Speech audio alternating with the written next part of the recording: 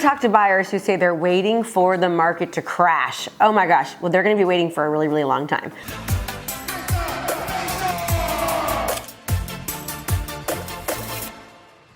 Here's the deal, everyone. The reason why the market crashed back in 2008, there were several reasons. Number one, it's because homes were appraising.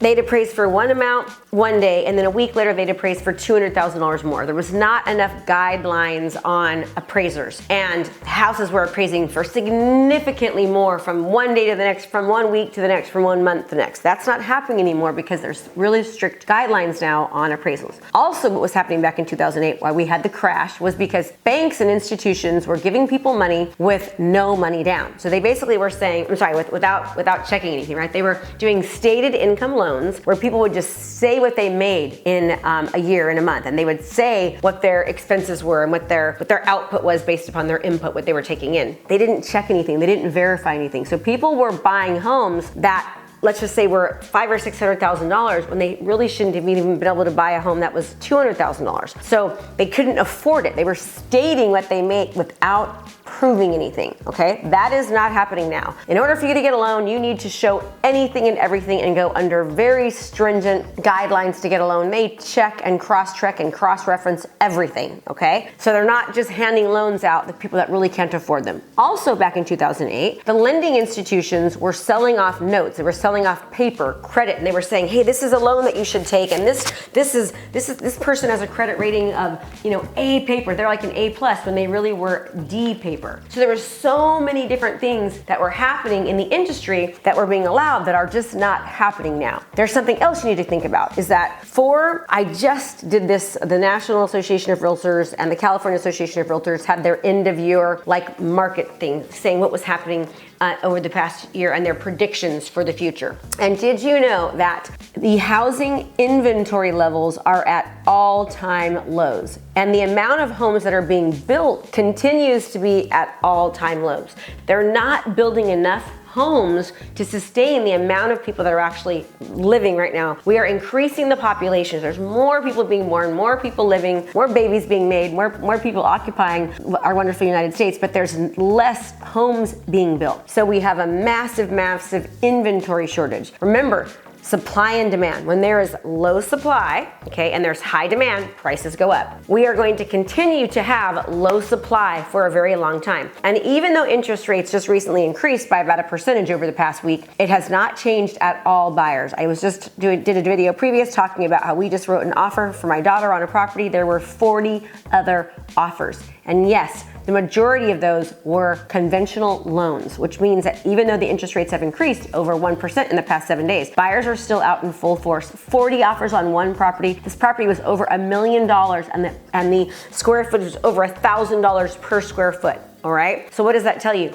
Low supply, not a lot of inventory. Interest rates are still incredibly low. When my parents went to buy, I think there was 16 to 18% they paid in interest. And there is not going to be or foreseeing to be enough inventory to help us. They're not building enough homes. And why aren't they building homes? Right now, the cost of goods, the cost of services have skyrocketed, right? You're seeing everything in the world go up. That includes wood and paper, right? What you used to be able to pay for wood has doubled and tripled over the past year. And they don't seem to think that's gonna change anytime soon, which means that less homes are probably going to be built because it costs so much to build these homes. Also, another problem that we're having is labor. You can't find a contractor or someone to do the work, and if you do, they want 2 and 3 times more than they used to want, which means that it's harder to build a home right now, which means we're still gonna have low supply, which means that we're still gonna have inventory and bidding wars. So here's the deal. If you're dealing with buyers, right, just know that it's probably going to be very, very difficult for a long time.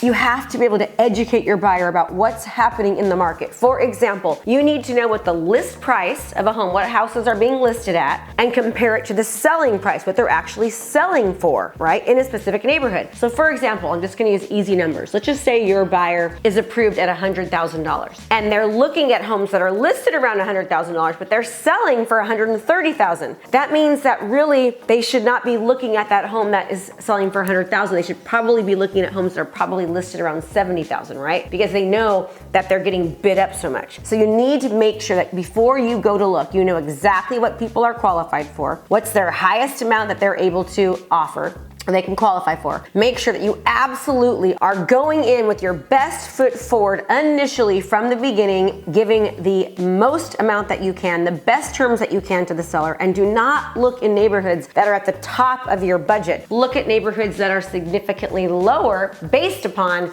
the list price to the sales price of what's happening in that neighborhood. Also, the absorption rate. Many times people just look at the comps, the comparables, right? But a lot of times that's old information. If you're looking at data that happened 30 and 45 days ago, what's old, right? That's probably in the past 30, 60, 90 days. That's not a true indication about as far as what's happening right now in the market. Look at the absorption rate. The absorption rate tells you how many homes, how much inventory you have, how long is it taking homes to sell, okay? What the research shows is that if anytime you have less than 6 months of inventory, it is considered a seller's market. I find that to be way too high. If you've got even 2 months of inventory, okay, I mean, that's still crazy competitive. I wouldn't say much more than 2 months, but right now we have the absorption rate, meaning if no more homes were listed on the market and the amount of time that it would take to get rid of all of the homes, it's like around 12 days. There's 12 days of inventory, meaning if you took all the inventory that was right now, you didn't add anything else, we would get rid of all the inventory in 12 days. It's a 12-day absorption rate. Look at the absorption rate too. Educate your buyers and let them know, I'm not gonna be able to work with you if you're not willing to do X, Y, and Z. Lay it on the line. Educate them about what's happening in the market. Keep inventory. When you're making offers, like call agents and say, I noticed that home just sold. How many offers did you have? Educate yourself about what's happening in these different neighborhoods of houses that have gone pending in the past 30 days and just ask the question, how many offers did you have, right? Compare what the houses were listed at to what they were actually selling at and what they were actually closing at to give you a really good representation about what's happening in the market. You've got to educate.